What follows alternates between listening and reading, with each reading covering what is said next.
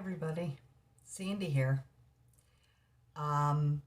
First things first, I need to apologize. It's been at least 2 weeks since I've been able to do a video.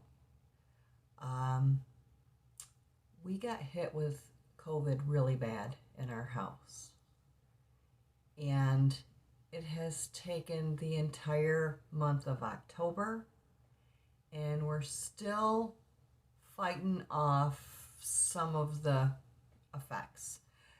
Anyway, if you saw my last video, it was the Hocus Pocus book cup, and you can tell in there that I was sick, but I fought through and went ahead and did that video. I shouldn't have. As much as I wanted to get that cup done, because I do love the cup and I'm keeping it. Just saying. I really did push myself to a limit that I didn't need to, especially considering I'm not monetized, any of that. I should have thought more of my health than I did of the channel. All that aside, we're ready to jump back in. And please don't feel that I'm saying that all of the subscribers that I have are not important, because you are, and that's why I did that. That's why I went ahead and did that video. I didn't want you to forget about me, and I was excited to do it, but as much excitement as I could gather up, I was a mess, and so was my husband. All that aside, let's get into today's project. I want to talk about Christmas.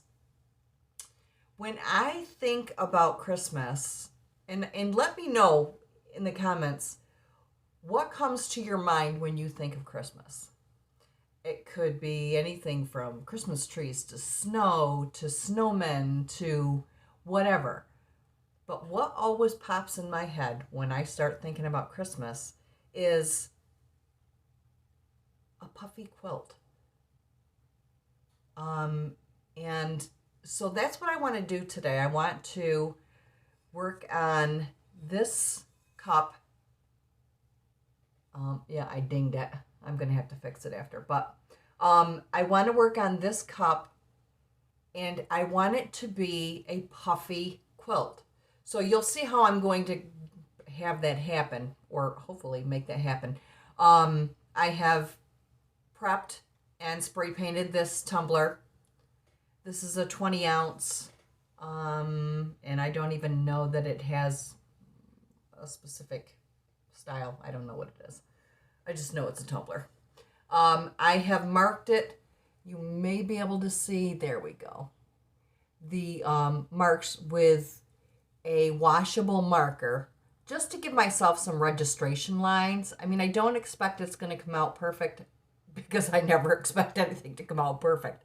But I did give myself some registration lines, and I did the math, and I don't math. Just so you know, I don't math. But I did as best a math as I could. This, I used a light color washable marker.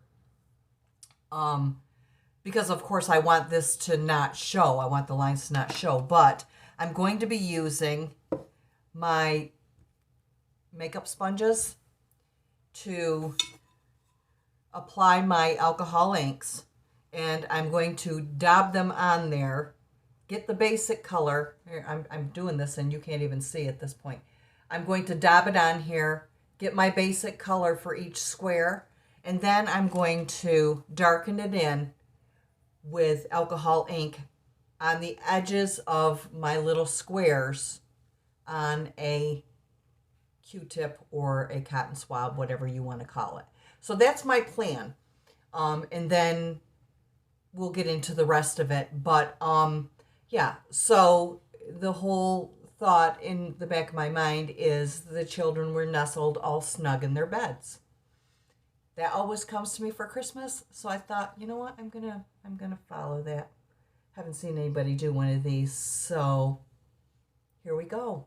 Give me a second to get everything set up, and we'll be right back. Okay, we're ready to get started. I have all of my inks here, and I'm going to try to do more of a pastelish theme. We'll see how the colors come out, but I am putting my glasses on so that I can see what I'm saying. We're going to start with Dragon Fruit Pink. Well, this is one of the colors we're going to be using. These are T-Rex paints, or inks, I'm sorry. I told you I'm not quite there yet, but I'm working on it. We've got Amethyst Purple, T-Rex. We have Irish Moss. We'll see how that one does. I'm thinking that it'll be a nice light color, but we'll see. T-Rex again. And then Glacier Blue, T-Rex. And then we have Bellini Orange. This doesn't have a label on it, but this is a T-Rex as well. And then I've got a couple by Tim Holtz. And, well, I've got one by Tim Holtz here, which is Mermaid. I want to see how that looks. It may not be to my liking for this quilt. And then we have Sunbright Yellow by Pinata. So my inks have all been shook up pretty well. And I want to just go ahead and get some gloves on. And yep, sound effects. Look at that. I am going to do just one glove. Not crazy about these gloves. I got them on Amazon because, you know, with the whole shortage of gloves everywhere, and they cost $1 million. These were like $5 for the box. I don't care for them too much for the epoxy, but they're great for things like ink and whatnot if you're looking to not get yourself covered in ink. Okay, so for starters, I want to use this as, I can use this to set my cup on, and this I want to use for my inks. If I was organized ahead of time, I guess this wouldn't be an issue, would it? Sorry. So sorry. Hopefully I stay in frame. I don't know. I feel like it's been 1,000,000 years since I've done a video. Isn't that awful? Okay. So, for starters, one thing I want to point out is these little makeup sponges. You see how that is angled? The other end is like flat. So that's what I'm going to use, is that flat end. Hopefully that does what I need it to do. We'll see. I haven't tried these. That's what came to my mind, and that's what I thought, oh, that's gonna be my next project. So, yep, it doesn't do me much good to have the glove on one hand if I'm gonna play with my sponge on the other. Okay, let's see how we do here. I know that the outside edge has to be a little darker. Like I said, I'm going to use the cotton swab for that. Now, let's see. Now, I did cut off this edge. I will be doing something down here. It's just that I wanted to be able to concentrate on these little squares first. And hopefully I'm not disappointed in my choice.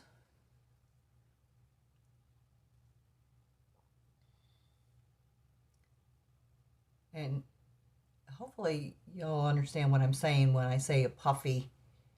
You know, it's a little lighter in the middle. They're just puffy. That's the only way I can think of it. Now that I'm sure I'm going to have to fix, so I should have done that already. But I want to use as much ink as I can from my sponge.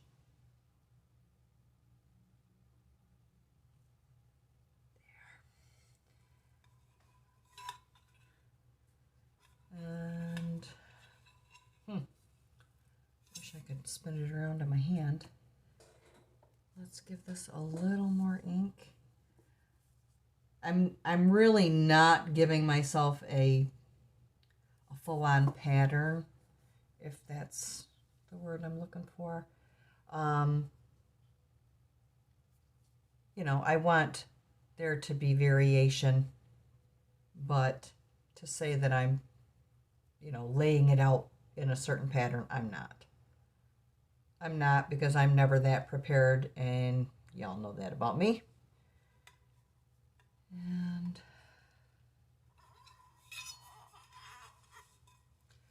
so once I get rolling with this, and you all see how I'm going to be doing it, I'm going to hush up and then y'all can just kind of watch as I go along, and I'll skip through and speed up and all that fun stuff.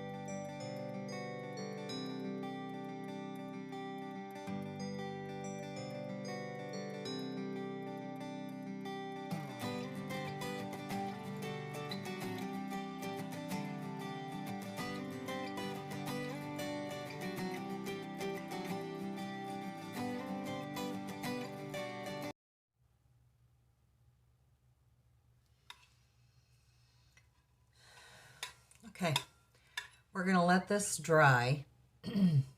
And I'm not sure that I actually pulled out the puffy part of it, but as far as the patchwork goes, I think it looks very whimsical, and I'm not disappointed in that. I will touch this up and then go back over it with the green.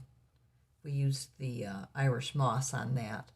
So I will go back over that and just kind of touch that piece up. And then when we come back, I'm going to show you how I'm going to stitch these together. So once this is dry, we will be back and we'll tackle the next part of it.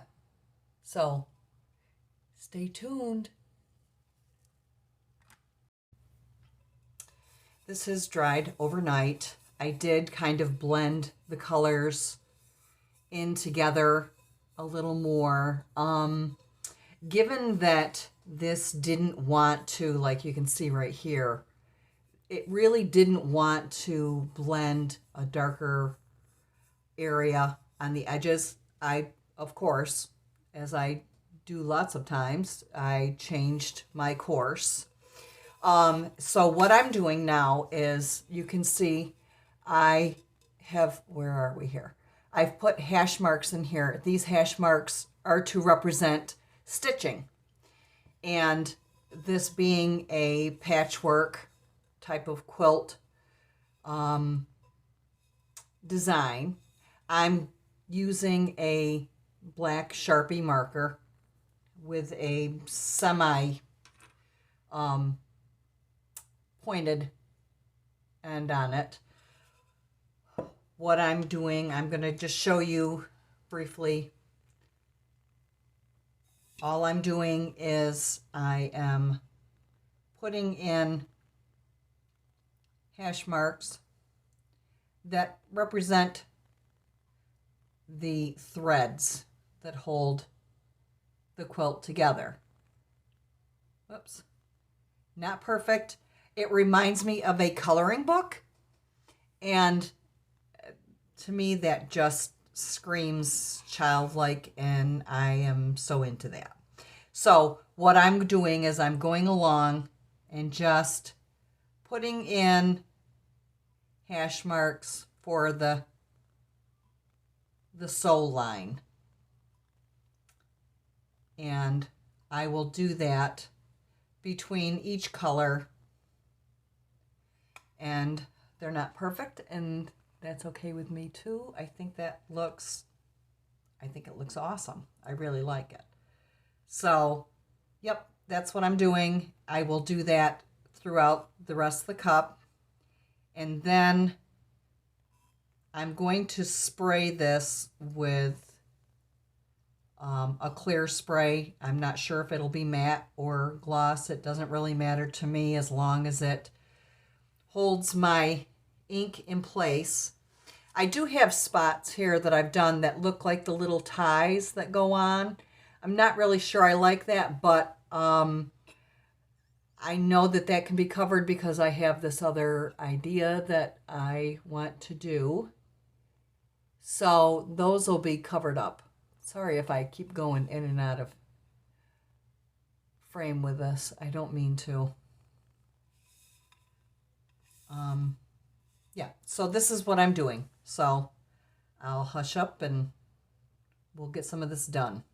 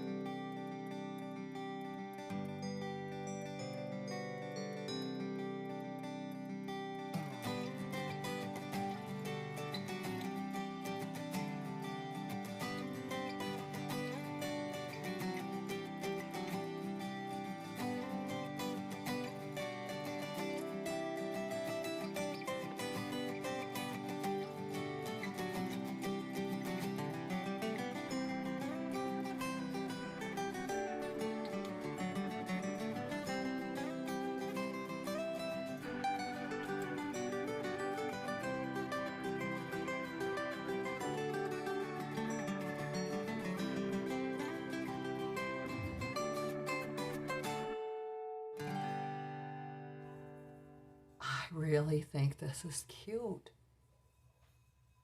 So, stay tuned. We will be back for our next segment in just a moment or two.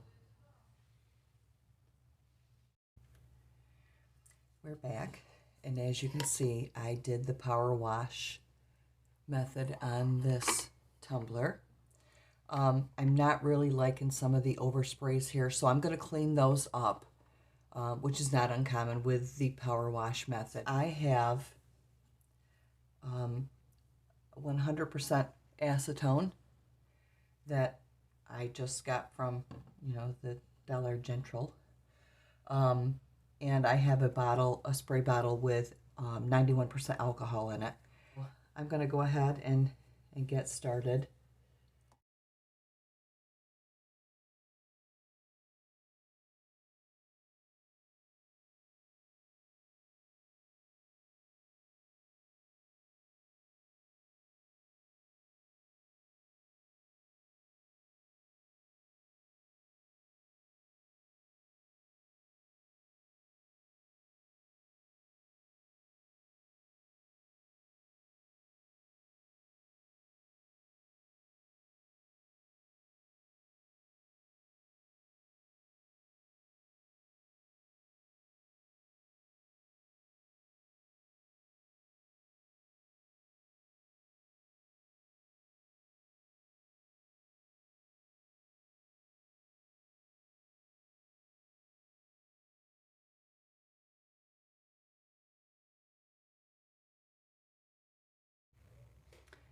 We're ready for our water slide, and I'm going to apply the water slide before I apply my lettering, because that can be done even to the outside of the white area, but this needs to be done on the white area. So I'm going to give myself somewhat of a center spot, and that's where I'm going to place my little children's bed.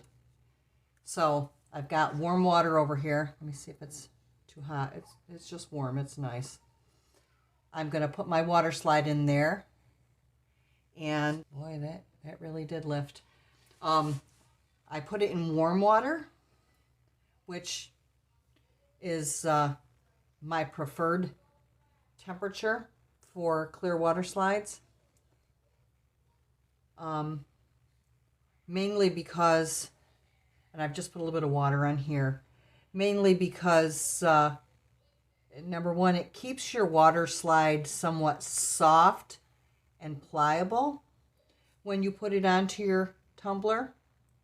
But also it helps to release the water slide from the backer paper a little quicker. Okay, I think I want to slide that over a little bit. I don't think I'm going to have a lot of time for that,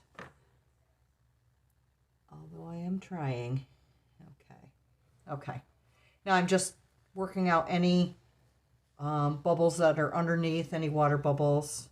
Just trying to work those out and dry my area. Should be about right.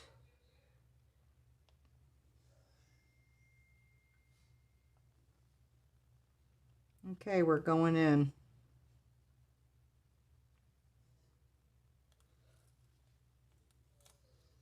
Which is right about where I thought it was going to be.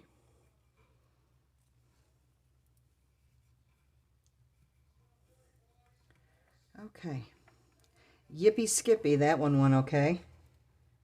Yes. Okay, let me just do the smushity smush thing. Smush this all in. And there we have it. Isn't that cute? Let me hold it up here so you can actually see it. So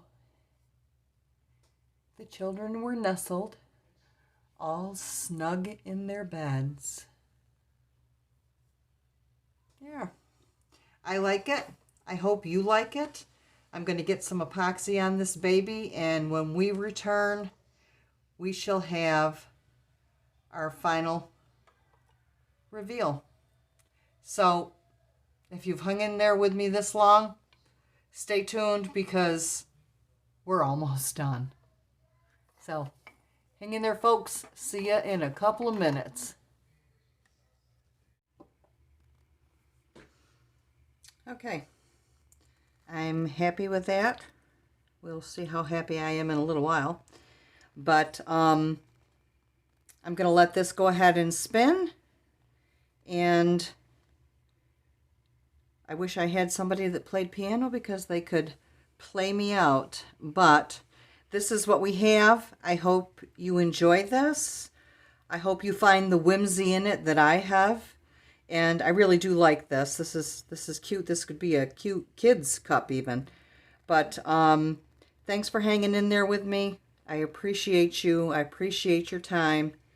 And welcome to my new subscribers and to anyone who's just looking on. If you haven't subscribed, I'd appreciate it if you would.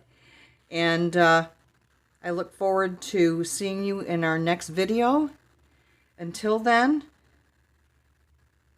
toodles.